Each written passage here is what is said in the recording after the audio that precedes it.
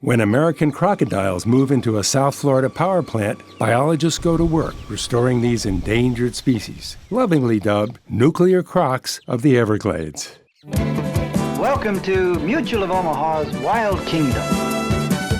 Wild Kingdom is back. Hi, I'm Peter Gros, and these are real conservation success stories from across the USA. I can't wait to share these all-new inspiring tales of protecting the wild.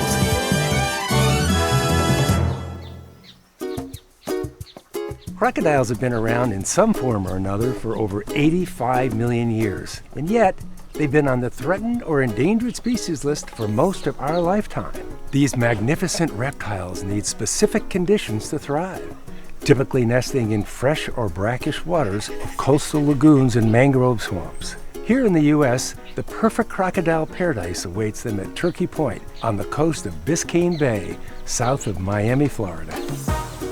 This is the Environmental Research Center at Turkey Point. We're nestled in between Biscayne National Park and Everglades National Park. So you can only imagine all the wildlife that we have here. We have 168 linear miles of a cooling canal system that are absolutely critical to the operation of our nuclear generating units. These canals were built back in the 1970s. With the creation of these canals, we actually enticed the crocodiles to come in and utilize our site. Those berms in the cooling canal system happen to be the ideal substrate for nesting crocodiles. We estimate that around 400 crocodiles utilize our site. They were in the surrounding coastal areas, and then they moved in once we dug out the cooling canals. This is primary nesting habitat for the American crocodile. When Wild Kingdom first came here back in 1992, I think it was a highly successful hatchling season. It was a record season with 107 hatchlings. Turkey Point Nuclear Power Plant is owned and operated by Florida Power and Light Company. This is probably the last place you'd expect to find crocodiles. Although it was never found in large numbers, there are now only 3 areas that support small populations. Turkey Point Nuclear Plant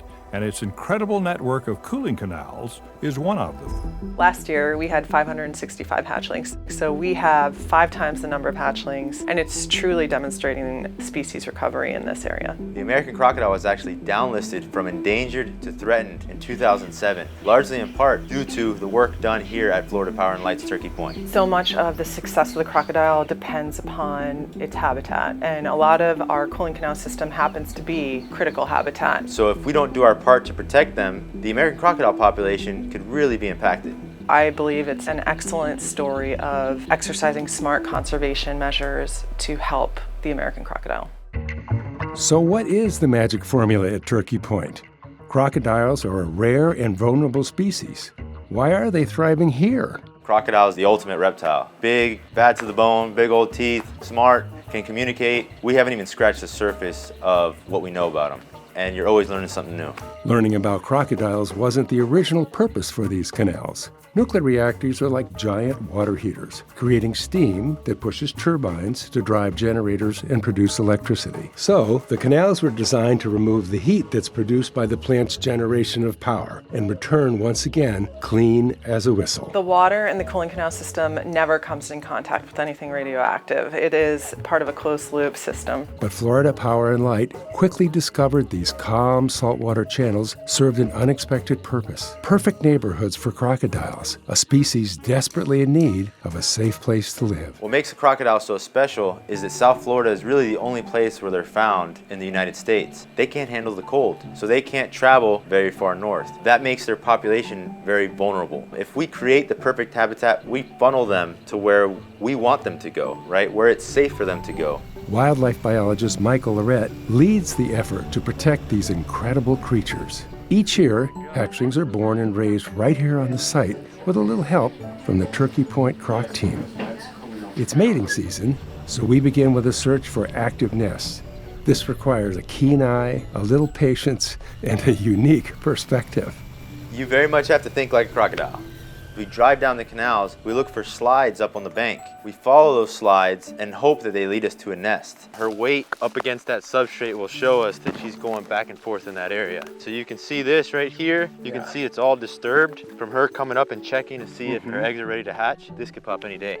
Is she coming up to listen for sounds or just look for disturbance? What is she doing? What she's doing is she's coming up and she'll actually kind of apply pressure to where those eggs are and see if she gets a reaction out of those hatchlings. Mama Croc will check on her nest more frequently as it gets closer to hatching time. And if she hears those little babies making that sound, then she knows it's time to retrieve them and take them to the water. So they would be responding to Mama's weight, making this sound to tell her it's time to dig me out. That's right. Yeah. Do you hear anything? I don't hear anything. Unfortunately, just the sound of mosquitoes. I've been hearing a few of those today. Once the eggs are deposited in the ground, we'll throw camera traps out on the nest so we can monitor things like predation, how many times the mother's coming up to check on the nest, or the most important part, when she's actually retrieving the hatchlings from the nest. Now, is this a spot that she will come back to every year? Every year she comes back. Now, do they typically clear the ground like this? That's exactly what they do. So this is classic. We have a hatched nest here, and she will open that nest up, pick up the hatchlings in her mouth, assist the ones that haven't hatched with hatching, and then take them back to the water. It looks like we still have some eggs. Right here, we can see the egg fragments. We have some hatchlings that successfully emerged from the eggs, and the mother's already taken them to the water. So what do baby crocodiles need? Salt water, fresh water, or do they need both? When a crocodile emerges from its egg, it doesn't have its salt glands developed. It needs access to fresh water to survive. The cooling canals are saltwater. What we've done is we've actually dug out ponds so that they trap rainwater. That rainwater is critical, so what our ponds do is provides ideal nursery habitat until they're ready to go off into the saltwater. It looks like she might have just taken this route right here and taken them right to the water's edge. If you look here, you can see her slides. Now, once they're in the water at that age, what do they start eating? Water bugs or just insects? They're very opportunistic. Any tiny little insect or fish that's moving around that'll fit in their mouth, they'll go for. So they're born here and the refrigerator is right there. That's right. Perfect. Easy access. Yeah. When we come back tonight, what are we going to be looking for? So we're gonna assemble the Croc team. We're gonna get everybody to come out here tonight, find this clutch of babies, and bring them back to the lab for processing. Excellent. Looking forward to it. Let's do it. Yeah. I better grab a flashlight. When we come back, our adventure begins with a nighttime expedition in search of the elusive baby crocodile. Don't go anywhere. You're watching Mutual of Omaha's Wild Kingdom, protecting the wild. The Florida Everglades is a National Heritage Site and thriving wetlands habitat. Turkey Point Power Plant sits right next door, and their network of saltwater canals provides homes for much of the local wildlife. We are in a cooling canal system for a nuclear power plant, and yet it's stunningly beautiful. We have piping plover, least tern. There are several other species that are on the endangered species list that are located in this area. As far as crocodilians are concerned, it's also the most unique place on planet Earth. South Florida is the only place in the world where we have alligators and crocodiles coexisting in the same areas. Most Floridians don't even know that we have them here. It's very common to hear, oh, we don't have crocodiles, we only have alligators. We actually have both. So what's the difference anyway? Aren't alligators and crocodiles the same? I don't think so. They may look alike, but these massive reptiles are separated by about 80 million years. Unless you live in South Florida, you've likely never even seen a crocodile in the wild. American crocodiles typically live in saltwater marine environments, but also have a need for the fresh water to complete their life cycle. Whereas alligators don't have salt glands like the crocodiles, they actually have to live in fresh water. Alligators are much more common, and they're actually more cold resistant as well, and that's why we're able to find them all the way up into the Carolinas. Crocodiles also have more slender, longer snouts, exposed teeth from the bottom and top jaws, so their teeth kind of intertwine like this, whereas an alligator, it has a shorter, more U-shaped, more blunt snout, and it has a little bit of an overbite. So you'll actually, for the most part, only see the top teeth facing down from the top jaw. A good rule of thumb is whether you see top or bottom teeth, just head the other way. If I was anything smaller than a crocodile, I wouldn't get anywhere near it.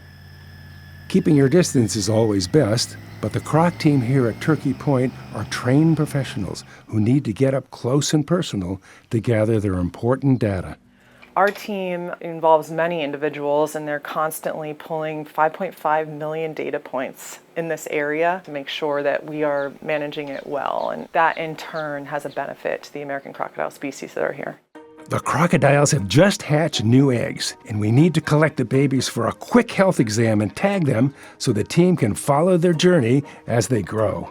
Thanks to their mother's instinct, we already know exactly where to find them in these custom-made ponds. Mama knows best. She'll take her offspring right into those ponds. Once we know that she's actually done that, we'll head out into the system, get our Croc team together, go collect as many hatches as we can to bring them back to the lab to process them. Kate McGregor is joining us for the night, ready to get her feet wet and spot some baby hatchlings. As VP of Environmental Services for Florida Power and Light, she has a unique appreciation for the passion Mike and the Croc team puts into preserving this habitat and protecting the wild. Being able to come and see what they do and how hard they work, especially at 2 in the morning, that is a story that not everyone gets to see. So what's the advantage of going out to collect them at night? The reflection off our headlamp will show beady little red eyes. We're gonna go right back to where we were earlier on today, and we're gonna see if we can find those hatchlings that hatched out of those exact eggs. And we're just gonna grab as many as we can, bring them onto the boat, get them in our reptile safe bags, and we'll be ready to go. A lot of our wildlife team does a lot of their work at night, especially during hatchling season, so this should be a great opportunity to see some hatchlings. Just have your hands ready to grab them. I'm ready to grab. Let's go. Spotting anything in the dark is hard enough. This is like finding a needle in a haystack. When you see a crocodilian, you're gonna only see one side of it, one eye. It stands out in the darkness. So we're looking for a beady red eye that really sets out in the darkness at night. Any other colors are probably not a crocodile, so let's keep our eyes open for those beady red eyes in the night. First, we find the path mothers clear from the saltwater canal to their nest on the berms. From there, we trek into the bush to the small freshwater ponds to look for babies. Hopefully, Mama Croc has the night off. We have enough danger to worry about. Definitely keep your eyes peeled for eastern diamondback rattlesnakes and poisonwood. It's got a real large glossy leaf and it's seeding this time of year, so it actually has little orange seeds on it. You don't want to touch that. And the diamondbacks will just... Watch your step. Okay. So we're out in the Quilligan Canal system adjacent to Everglades. In the middle of the night, we're looking for crocodile hatchlings. What a cool place this is to work. Time is of the essence, so even though these hatchlings may only be 24 hours old, they can communicate with one another. Once you grab one, they'll send out an alert call. So it's really important that we act right away. There we go. Good job. Oh, look. There's one. Okay. Good eye. Do I get an award? That was great. Being in the field, avoiding the poisonwood, and spotting that small little hatchling, that was pretty cool. So here on site, over the years, we've dug about 40 ponds, full of little insects, little fish, tons of food. You can see all the spider eyes all along the water. That one. All right. There's a guy. Yeah. Walking around the swamp covered with mosquitoes in the middle of the night with the headlamp looking into the dark water saying, there's a baby crocodile right there. That takes some skill. It gets harder. The older they get, the smarter they get, the more times you try to catch them, the more times they will be reactive. What? I think I might have one over here. All right, there he goes. Yep, there's one right there. See it on the bank? Looks like a tail. Oh yeah, I see it, yeah. These are fast little creatures, and we're not going to find them all tonight. The team will have to repeat this process several times to get an accurate count of how many hatchlings were born this year. And Mike, didn't we have a record hatchling season last year? We did. Last year we had 565 hatchlings. That's amazing. So what are we thinking this year so far? We have a great start with 107, and we're going to hope that that keeps going up. And you there, fleet-of-foot lightning diver, I can't believe how you went in that and snatched it up so gently. It's all about teamwork. There it is. That's what you call a fresh baby. Here it is. Being able to see the hatchlings is pretty incredible. And be the first person to spot it. Yes, that too. Despite the fact that Mike was saying watch out for rattlesnakes and mama crocodiles, seeing that wildlife was inspiring. We can take these back to the lab, set them up for the night, and process them tomorrow morning. What happens tomorrow? We're going to tag these crocodiles. We're going to put a pit tag in each one of them. We're going to cut a unique number into their scoots, and we're going to collect biometric data. All different types of measurements, weights, give us a good idea of the health of these animals. The scoots that are trimmed on the back, do they not grow back? They don't grow back. They basically just heel over, and that's a secondary form of identification that helps us, because if we're just driving down a canal bank and we see an exposed tail, we can actually identify that animal without putting our hands on it. So you can photograph it and have a record identify at any age. That's right. Excellent, yeah. It's time to head back and get them ready for their exam first thing in the morning. When we come back, we'll learn what new challenges they face in the years to come. So don't go anywhere. You're watching Mutual of Omaha's Wild Kingdom, Protecting the Wild. Bright and early here at Turkey Point in South Florida, the hatchling crocodiles we collected overnight are brought in for processing. Now, the delicate work begins. So it wasn't that long ago that you were emerging from an egg, along with 30 plus others, right? That's right. We're going to process all these little guys. We're going to collect biometric data so that we can learn from these crocodiles every time we catch them. Where they're moving to, how much they've grown, are they healthy, are they not healthy? These are all important questions that we ask about these crocodiles on a daily basis. Okay, what happens first? So we'll jump right into the measurements here. We're going to get a head length. We're going to measure from the tip of the snout to the back part right here, and we're looking at 3.5 centimeters. And then with the snout to vent, so we count the last row of scales at the back of the legs. And we go 0, 1, 2, so it's 3 rows. And we're looking at 12.9. And then total length is 26.9. And the tail girth tells us how healthy they are since they have reserves in their tail. Reserves as in fat storage? That's right. 4.8 tail girth. Weight, 43.4 grams. Less than 24 hours old, is that normal? If you have a first-time female, she may have smaller eggs, which would result in smaller hatchlings. I see. More mature female, she might have a bigger clutch size, bigger eggs, bigger hatchlings. I see. So let's give it a look. That little red right there, that's a little male. And you can get a good look at the umbilicus that's healing up, so we get a good idea of how young this crocodile is. Yes, indeed, yeah.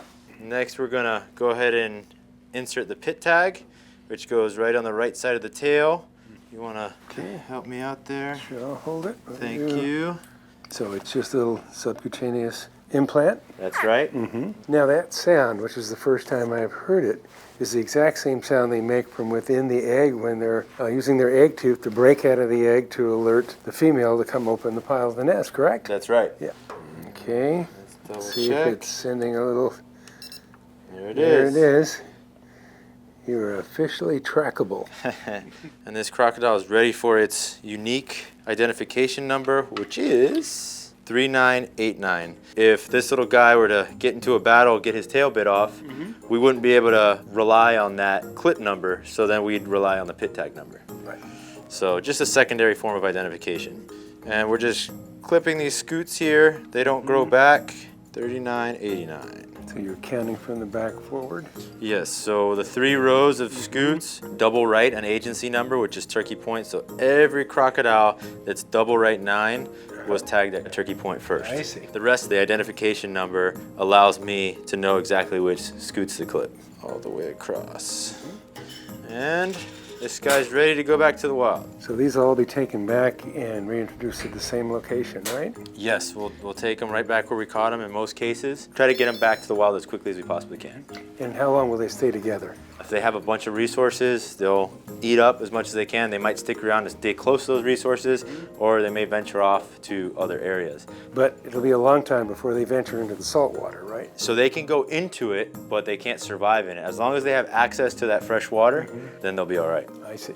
He's been checked, he's been chipped, he appears to be in really good physical health. That's right. Back he goes to the wild. Back to the wild. Excellent. It's a healthy blend of males and females in this litter, which is great news, and a sign that the other nests will offer the same. When the work is done, we hit the water one last time to get them back to their ponds. More and more eggs will hatch in the coming weeks, and the team will repeat this process until they're all accounted for. Time is critical. They may be giants someday, but for now, these tiny reptiles are at risk of all dangers, big and small. So are fire ants a problem for the eggs? Once the mothers open the cavity and the sun is hitting the nest cavity, the ants will take over. Really? Yeah. So the 2 biggest invasive species that impact the crocodiles are humans and fire ants, believe it or not. Those hatchlings are extremely vulnerable. Fire ants can skeletonize hatchling crocodiles in 1 day's work. Once the nest is open, the mother crocodile has to get them down to the water's edge as quickly as possible before the fire ants move in. There's no question the best part of the job is knowing how much time, effort, sweat, and blood to the mosquitoes all year long to have those little hatchlings in your hand and be able to return them back to the wild. This is an exciting moment for me. Less than 24 hours ago, these little crocodiles were pipping out of an egg. Now they've been fully processed, examined, and now we're going to let them go free again. That's right. Get them right back to the wild. How does that make you feel? I know you've done it hundreds of times. It never gets old. It's exciting each and every time. So we let them go? Let's do it. Okay. Here they go. Back home. This is such a great location because it's got the cover from the mangroves and the aerial predators won't see them. It's like a jungle in there. Look at, they're already blending in perfectly with their camouflage. Oh yeah, they got it all. Yeah. When you find a job with meaning, it's a lot easier to put your heart and soul into it. You can use your passion and really make a change. This is a success story because the species is recovering, and we hope to continue in that trend. With such incredible support from the Turkey Point Croc Team, a perfect habitat, and an ongoing commitment from Florida Power and Light, the American crocodile is going to thrive. We are always trying to meet the needs of American families when it comes to resilient power and affordable power, but at the same time understand that our conservation efforts are incredible. This cooling canal system is a perfect example that we can coexist, and we can do so smartly. It just takes a lot of partnership. Governments, as well as men, must be sensitive to the needs of all threatened wildlife if those animals are to remain a part of our wild kingdom. Not everybody has to love it, but it's important that we all respect it. Educate yourself on your local flora and fauna. Know what's around you. Help educate those that are around you. If we don't know about it, how can we protect it? I couldn't agree more. Protecting the wild is what it's all about. And we all play our part out here in the Wild Kingdom.